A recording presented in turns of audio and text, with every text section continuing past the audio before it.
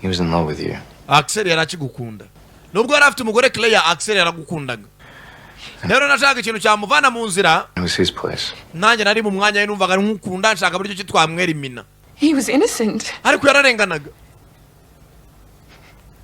Oh my God. Mana nyagasani. I'm such an idiot. Ndi umuswa kweli. Don't say that. Wivuga gutyo ntabwo uri umuswa.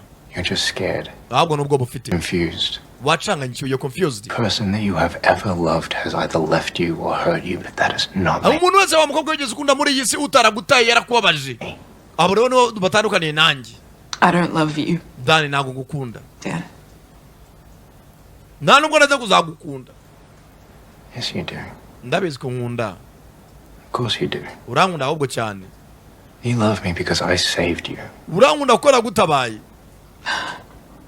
Well, I didn't need saving. Umva ntabwo nari nkeneye gutabarwa.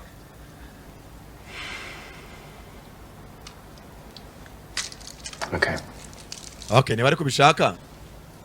Dore taramadoro wansabaga. I'll prove it to you. Ndaza kubikwereka ko nagutabaye. Maniga arangije amusujya bya binini bya taramadoro.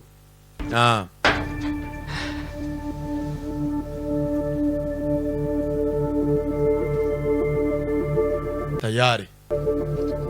Umukobwa arangije bya binini bya taramadoro aranywa. Sasa hano mu mujyi hari ahantu henshi abagiye bapostinga abantu babuze abana abantu bakuru. Run away from anything. Lina nta kintu yapfa guhunga. Nanjye ntabwo njya mpunga ariko.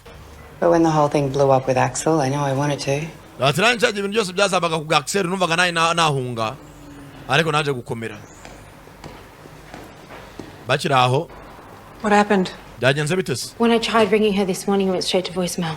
Twakohereje voicemail ariko twari tugukeneye. Which means her phone was switched off between 9 and 10. Telefone ye yazimye hagati ya sanga ya saa 3 na saa 4. Kandi uramukobwa ntabwo telefone igishamo umuriro. We have a woman last seen by hospital staff about 8 hours ago.